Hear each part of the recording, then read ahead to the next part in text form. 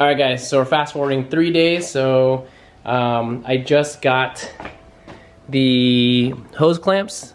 So if you look, I just opted to get a full set, which has, because I wasn't sure what size that I would actually need for these hoses.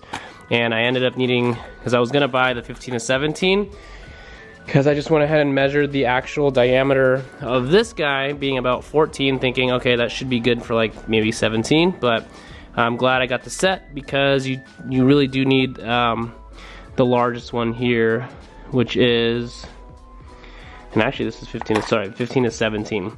So you definitely want the 15 to 17 size if you're gonna run those.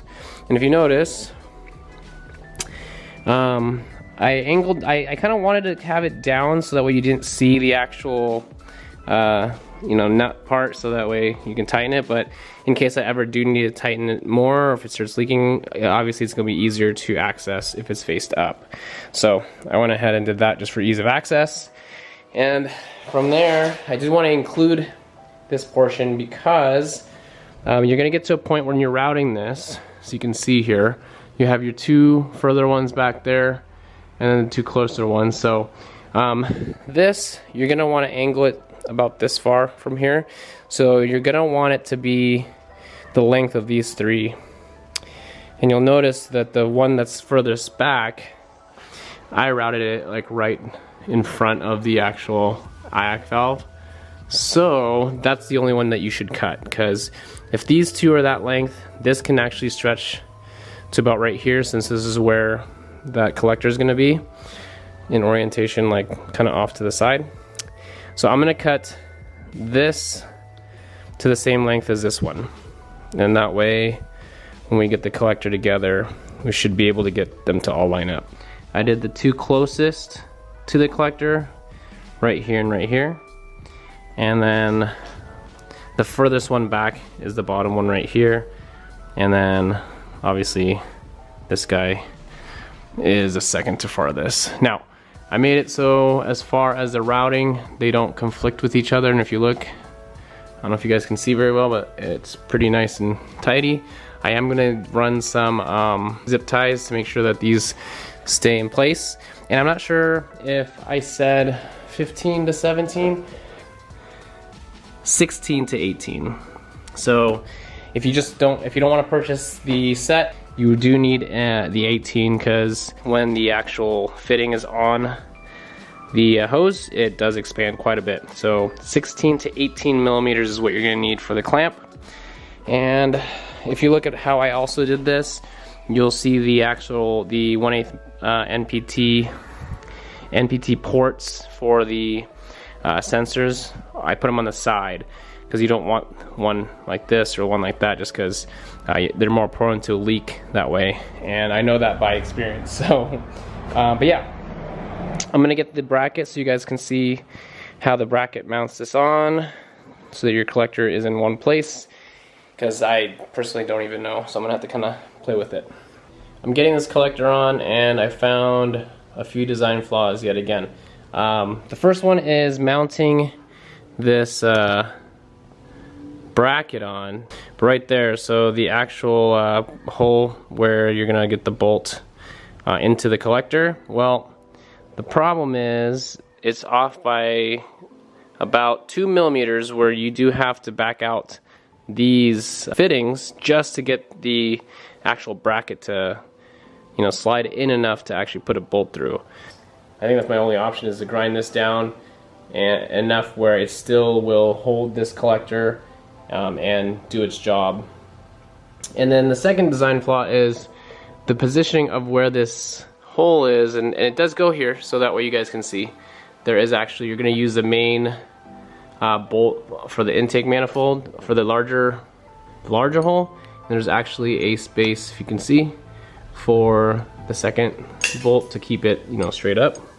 Now the problem with that is on the collector, it's on this side right here, so meaning the orientation of your collector has to be up and down.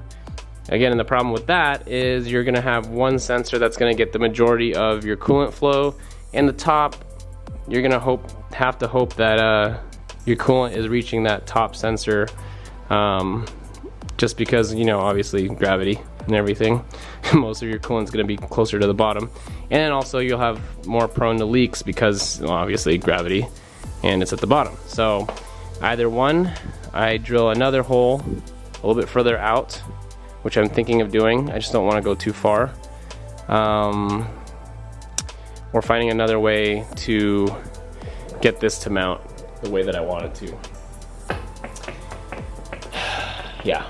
So again, these things aren't perfect. When you do pay for, you know, those $1,000, $2,000 manifolds, you are paying for the research and development of people that actually use these manifolds and have done the troubleshooting such as this. But yeah, so now to figure this out, because I do not want to run it that way. Okay, so I don't know if this is gonna work, but it's gonna be worth a shot at this point. So I put this on my vise, I put the actual bracket on my vise. I'm gonna heat this up and see if I can bend this whole upper portion. If I can bend that bracket 90 degrees, it'll make it so that way I can mount it with the actual hole down at the bottom so that the ports are on their sides.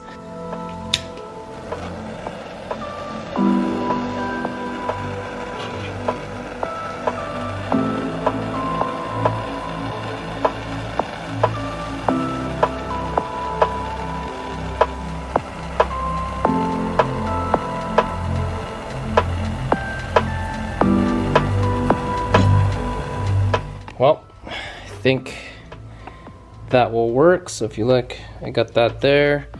The mounting spot is still how it's supposed to be. All right, so I went ahead and it's not the prettiest, but I grinded the bracket a little bit so that way I didn't have to do anything with the fittings, and now I just tested it, it will fit on here. So I'm gonna put that on and we're gonna test out and see if this angle will work with the hoses and whatnot.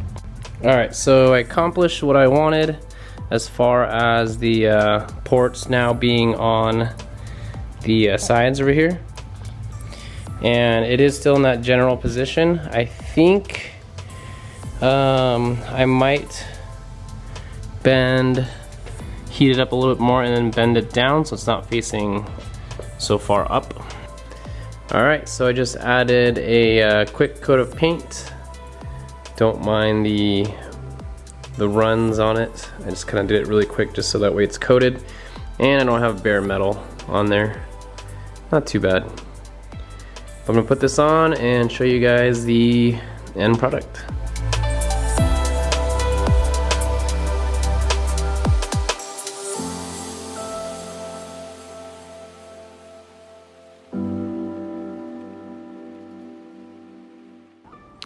One of the brackets that comes along with the kit, it's the throttle cable bracket, so it will be mounted onto here. It is adjustable, so if you need to move it forward or back, get some fine tuning on there. So that goes underneath this portion of the plenum. And then if you also notice, I did talk about these fittings that did come with a intake, and they're light aluminum, so a lot of issues were that they would actually break off into the plenum. So I went ahead and got the brass fittings, obviously a lot stronger. I won't be worrying about these. The only thing is, so these are 1/8 NPT. I have to find out what the fitting size is for the brake booster, because the one I ordered was 5/8 and it was not correct. So I'll have to get that.